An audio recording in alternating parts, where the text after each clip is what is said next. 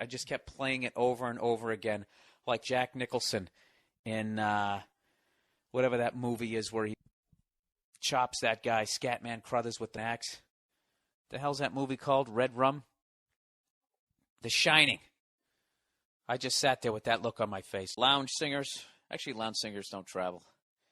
They're just stuck at that same place, you know. Like Jack Nicholson in the movie The Shining, just slowly going crazy. Playing handball off the wall of their Red Roof Inn suite. I'm staying in one of these Red Rum, just one of those, you know. I like old shit to a point. Old hotels, I love the lobbies, but the second you go up to your room, you start walking down the hall, you know, you feel like you should be riding a big wheel, and you're going to come around the corner, and those two creepy chicks are going to be standing there. God damn it, that movie freaked me out. That movie's it's still disturbing. That's just a disturbing movie, you know. And it's not the fact that he goes completely insane. It's just, as a comedian, watching a man suffering through writer's block like that, and having that woman coming up whose face is shaped like a parking meter, asking you how it's going every 20 minutes. I love how they blame the hotel rather than that, you know, what I would say, she means well, you know. They just were a bad couple. I think that's what it was. And when they were down in society, they could go to events and they could sort of water down their awful relationship by interacting with others.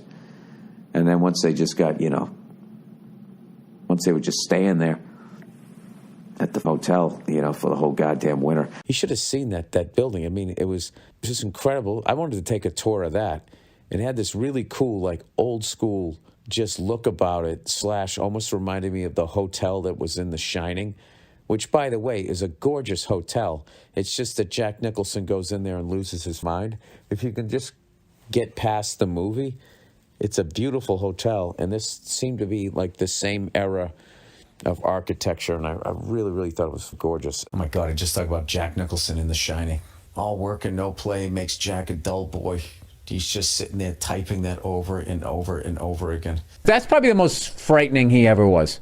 Oh, the shot, yeah, he's nuts. Yeah. And there's something about what's the woman who, and I just spaced. Shelley Duvall. Shelley Duvall is like, you feel for her, and she's also annoying.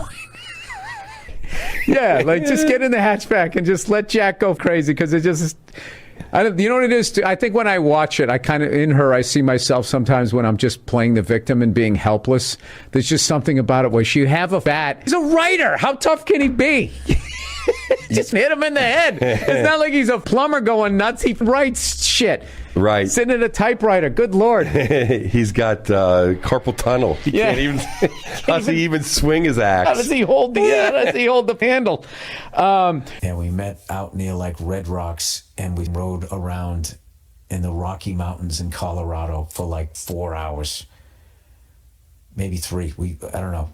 It was like we rode for an hour and a half, and we got lunch at the hotel where they shot The Shining. So it was amazing. And that was amazing alone, just to see it. You're like, oh my God. And in the front, they have like, you know, they more have like these little standing, look like little like shrub Christmas trees. Like they don't have the maze there, but they kind of have a little one just for like tourists. If people remember, I mean, the movie's almost 50 years old. And then of course you go in and it's different because they built like a set and everything.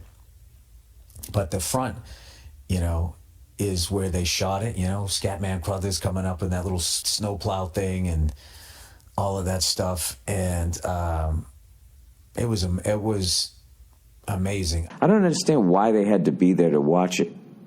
You know what I mean? Like, what are you going to be doing up there?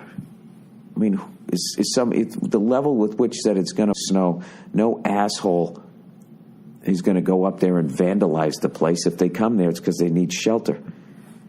There was really no reason for it. You know? Oh, yeah, I got to write a book. Yeah, why don't I go up there?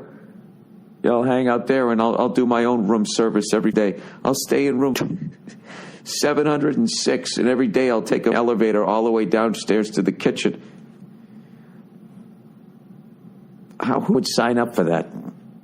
Really didn't have any sympathy for him.